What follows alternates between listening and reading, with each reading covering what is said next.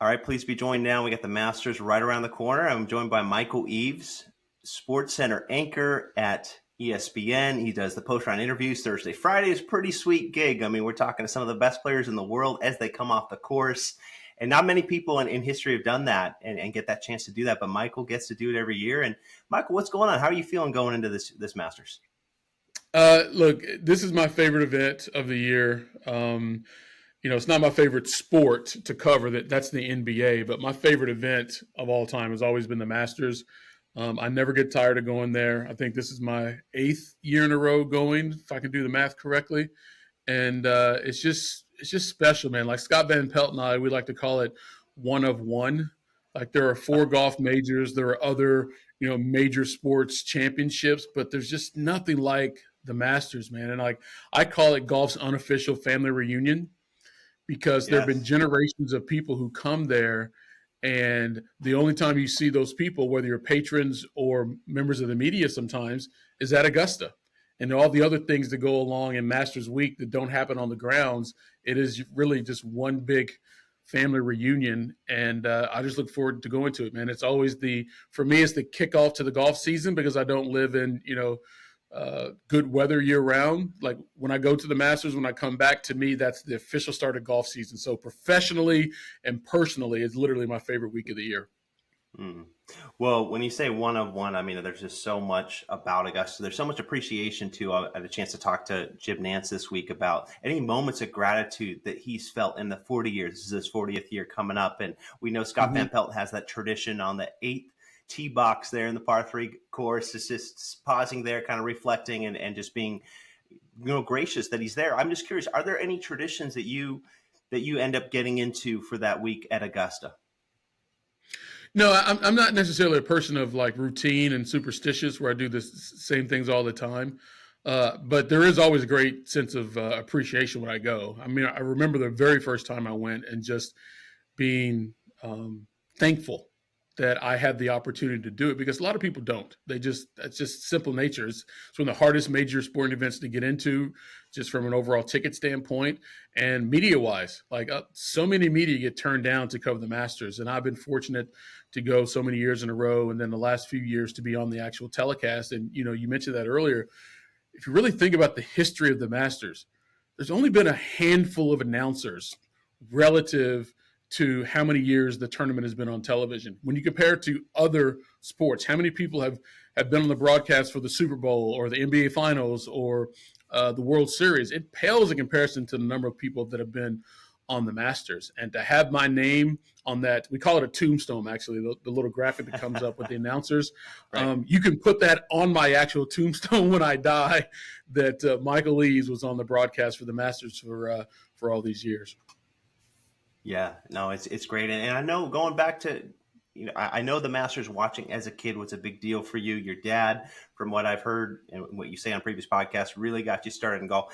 You know what? Mm-hmm. It's hard to paint pictures from decades ago, but do you remember a certain Masters watching with your dad that was just stood out more than others? Yeah, the one that stood out more than others was '86 when Jack came back on the back nine and won, just because like we were both Jack Nicklaus fans, and I had Jack's training videotapes to help you with your golf swing. Jack, I think it was Golf My Way. I think it was what it was called. Exactly.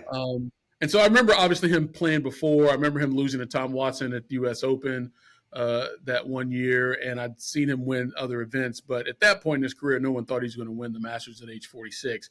And the way he did it, my dad sitting there and I watching it, we were in awe that it was actually happening. That's the one I remember the most with my dad for sure.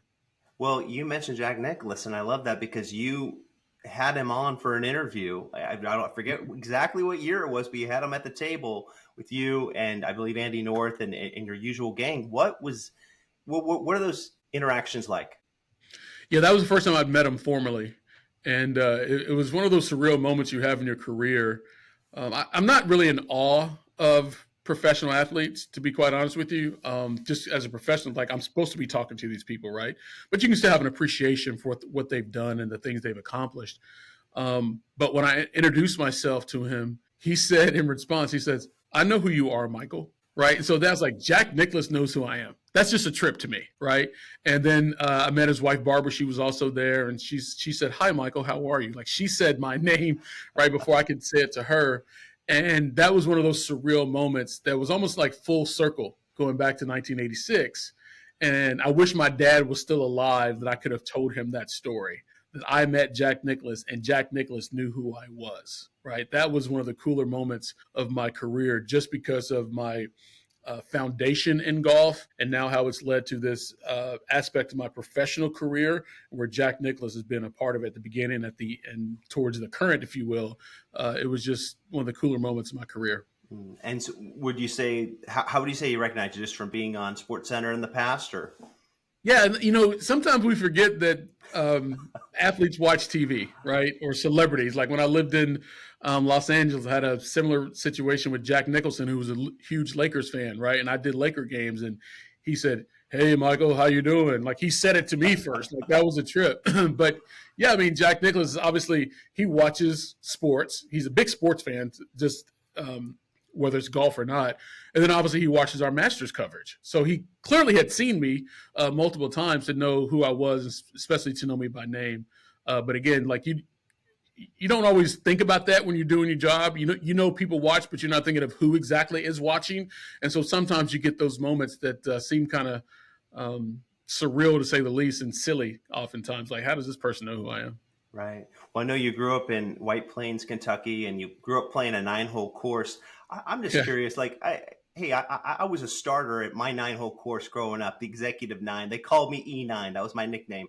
I love reconnecting with people from 20 years ago. Now that I'm able to cover majors, it's such a special thing to stay in contact, if you can, with some of the Mhm. people that are kind of from those younger days. It doesn't have to be from the 9-hole course, but I'm curious for you, Michael, are there people or interactions you have with people from way back when in your golf life that really is a special thing to reflect back on now that you're at the Masters all the time? Unfortunately, no, because during that time there weren't a lot of kids where I grew up. This was a small coal mining area of the country, right? A lot of kids didn't play golf. I mean, there were a couple years on my high school golf team. 2 of the 4 years of my high school golf team, I was the only golfer on the team, right? So I grew up playing golf with my dad and his older friends, right? So I'm 12, 13, 14 years old out there playing with guys in their 60s. That's how I grew up playing golf. The only other time I didn't have one single friend that played golf. The only time I played with kids of my age were in tournaments, junior tournaments. And oftentimes they didn't live necessarily in the area where I did, or they went to rival high schools that I didn't see all the time. So all the guys I literally grew up playing golf with, unfortunately, have passed away. So I don't have those um, interactions anymore. And it's similar to Harold Varner III, right? So he grew up outside the Charlotte area, and his father was a golfer, and that's how he learned to play. He played with his dad and their friends, and they had this local group called the Par Busters. And there was a local group like that where I grew up in Kentucky as well. It's basically a grassroots organization of black golfers that get together, hold tournaments in their respective areas. And it's more like it's social as much as it is competitive, right? And for Harold, though, he was much closer in age to his dad than I was. My dad was 52 when I was born, right? So there was that he was like a grandfather more than a father. So you have that age gap where as Harold made his way to the PGA Tour, the guys he grew up playing with were able to watch his ascension and see him reach his goal of making the PGA Tour, and he could still have that interaction with some of those guys, go back and play some holes with them, and things of that nature. Just unfortunately, I didn't have that just because of age difference more than anything. And as I've progressed in my career and done more things in golf, obviously competitively, that ended much earlier than I wanted it to, but professionally to go and do these events and to be there when Tiger won in 2019, to meet Jack Nicklaus, or even going to the PGA championships and the things that I've witnessed. I wish I could still have those interactions because I'm in this position largely because of my father and those men that were willing to take me in, teach me the game of golf, allow me to tag along with them, teach me how to bet on the golf course. 100%. And my ascension to where I am now has a lot to do with them, and I wish I could share it with them as somewhat of a payback. No, I hear you, man. Well, when we fast forward to modern day and where you are and doing the Thursday and Friday post round interviews, what is that like? Because you really are able to draw out some answers from these guys, get them. They're coming off the course with these players. How do you do it? Is it a combination of observation, watching their attitude, following your gut? Like, how are you able to draw out answers from these guys in the 90 seconds you have with them? Yeah, it is a combination of things. It's preparation, observation, and experience, quite honestly. Like I do quite a bit of prep work going into the Masters, and ESPN, we have a pretty extensive research team that puts together all these different packets for us, and it's basically like studying for a test. Even though I take the same test pretty much every year, some of the chapters change because the players change, right? So it is studying for a test, and then once the golf starts, I pay attention, and I'm watching it as a golfer, right? And it's different than watching it as a fan. And the way the golf course is being played, the way certain players are attacking it or being more conservative, like that's part of the observation that will give you context to the score they shot. And thirdly, I'll talk about experience because I've played competitive golf. I have an idea of what some of these guys are thinking sometimes, or at least I think I do, and then I lean into all three of those aspects to come up with the questions to get us the most insight into their respective rounds. Like not all 67s are 67s, right? Some are better than others, but also how are they feeling? What are they thinking? What's their next move? How's it going to set up the next day? Like that's all the things I'm considering as I'm watching all of these golfers come in, and the better they play, the more likely we're going to interview them, right? But you still never know exactly who you're going to interview because all of a sudden he's 6 under through 12, but then he gets like 2 or 3 bogeys towards the end, and we don't end up doing the interview. So you're preparing for all these different scenarios, not knowing exactly what you're going to do. Obviously, if the stars are out there defending champions, if Tiger, those are a lock, but you still have to be prepared for anybody. Like the first time Will Zalatoris popped on the screen, no one really knew much about Will. So as I'm watching it, now I'm doing some crash prep work to be able to do an interview to get more out of him from a personality standpoint, so the people at home have a better idea of what this kid is accomplishing in that moment. And how are you in real time getting these updates? Like, are you hearing from a producer in your ear, hey, we think we're going to go with this guy? What is that back and forth like? Yeah, so I am hooked up to an IFB that goes to 2 different people. Actually, it goes to the CBS golf producer. So like the Thursday Friday coverage is on our air, but it is still produced by the CBS crew, right? And then our main golf producer, Mike McQuaid, is also tied into that same communication thing. So I'm going back and forth with Sellers from CBS and Mike from ESPN, and it's a collaborative effort. Like I'm thinking this, what about this? If he finishes here, what's the plan? So all of that is ongoing throughout the broadcast. Well, as you get to Augusta, and I think about what is the experience like for patrons, first time people that get the chance to go to Augusta, right? Andy North has said you want to go straight to Amen Corner. If it's 8 a.m., they open the gates, go straight there, see it when it's serene. That was kind of his perspective. What's your advice to first time patrons out there? My viewpoint is when you come in, I think you need to be as close to that first tee as possible, just to look at I think that's the best vantage point from the back of the clubhouse to sort of see the course, because everything kind of goes down from that hill, right?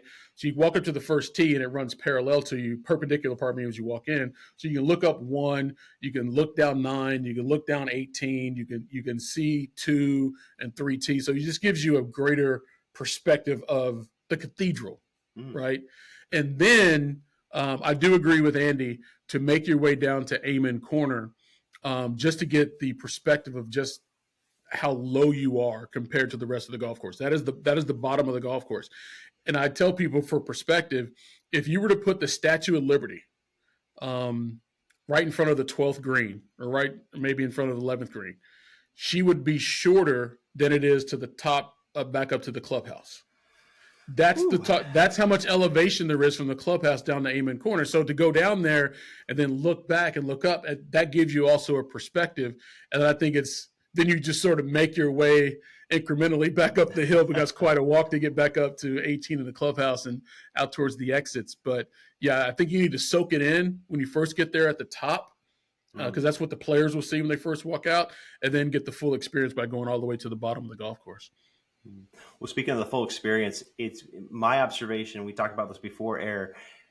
People watching is fascinating. If you go out there, and obviously you're soaking in Amen Corner, you're soaking in things, but if you decide for 15 or 20 minutes just to look at the crowd and see who you recognize, if you think you see Wayne Gretzky, that's Wayne Gretzky. Yeah, if you think it's Jerry Rice, 100%, it's almost always Jerry Rice. And so there's not an upper bowl and a lower bowl like your favorite sport, the NBA, where people have better seats or suites. It doesn't happen in Augusta. So I'm curious, what do you make of that for sports fans?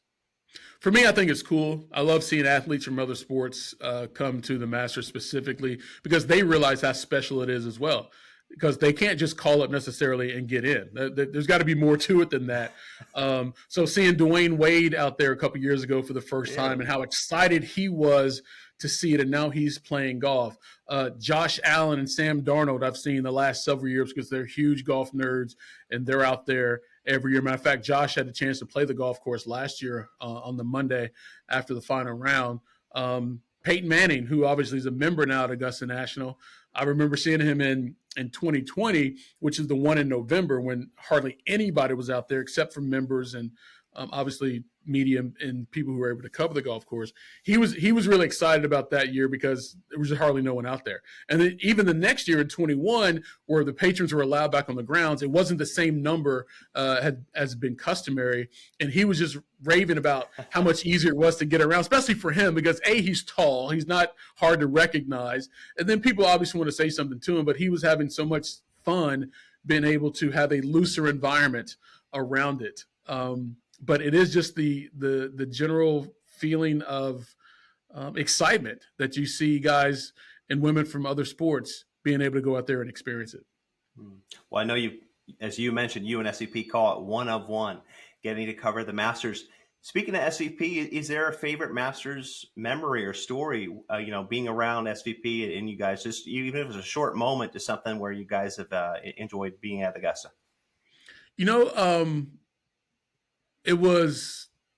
Two things have happened. The first time that I was on the broadcast, and he's in Butler Cabin with Curtis Strange, I'm down doing the interviews by scoring, and the first time he threw to me was cool, right? Because we're doing the Masters. We both work for ESPN. I've known Scott for more than 20 years, but he and I are the only announcers from ESPN that are on the Masters telecast, right? Curtis Strange is our golf announcer, and he's only there a couple times a year, but Scott and I are on SportsCenter year round, and so we're the only two full-time guys that are down there.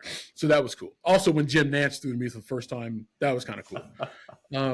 But honestly, like, one of my more special ones was literally just last year. So all these years I've been going there, I'd never actually gone up to Butler Cabin, because it's not exactly close to where I do the interviews. It's a little on the other side of the clubhouse. And so we have responsibilities. And I was like, you know what? I'm going to Butler Cabin. And I think it was a Friday night, so our telecast now is over for the week. And I went up there, and Scott and I took a picture sitting in the chairs in Butler Cabin. And that was one of my cooler things. Scott's, the nicest guy in the world, and he understands tradition as well as anyone, and he understands why people appreciate certain things, because he still does, despite how many times he's been there. Right. And so he understood what it was like for me to go there for the first time and to be able to take this picture. And he was real cool about it, about, no, do this, make sure, like, he was just, it was almost like he was doing it for the first time. Right. And that's probably the most special, being able to be in Butler Cabin with him and take those pictures. Anything about your role that week that you kind of want to get the audience to understand? We know Thursday, Friday post-round interviews. It sounds like some practice round coverage as well. Yeah, Coach, Augusta National has been increasingly gracious with their time in terms of being able to give us more access to the golf course and more access to the golfers themselves over the last couple of years with the ever new emerging media, which has been great. So, we have the 2-hour preview show on Tuesday and Wednesday. Takes us out during the practice rounds, Andy North is out there talking to some of the players, getting some perspective, things of that nature. So I'll be hosting that. And then on Wednesday, following the par three, which Scott is actually hosting this year, I'll be doing the 1 hour preview show immediately after that, SportsCenter at the Masters preview that Scott has traditionally done for every year he's been down there. So I'm doing that this year in addition to Thursday and Friday. So that's going to be cool that to come off the par three, which is a big deal, and host that show. Another thing that I've been very grateful for that Mike McQuaid, our boss at ESPN, that's given me so many opportunities just because I showed interest several years ago. And I mean, there was a test I had to go through to make sure he thought I could do golf, but I've been very, very thankful for the opportunities through the year. That's definitely one of them this week. Yeah, and Michael Quaid. I mean, sometimes it's the hard. I've been able to work behind the scenes doing camera for Scott Van Pelt SportsCenter, and some people are easier to read than others, and sometimes with Mike, you don't know how to read some of the delivery, but he's a boss and an executive for a reason. He loves the sport. I mean, he really has a good way of understanding the audience and what we're looking for at home when we watch. I believe he's one of the smartest guys in television that I've ever worked with, whether it's doing studio stuff like SportsCenter or live events like golf and PGA. And our coverage of the PGA Championship is a great example. People rave about it because he's about getting as much golf on TV as possible. You want to see shots. You want to hear from the players. Like, he's really about that.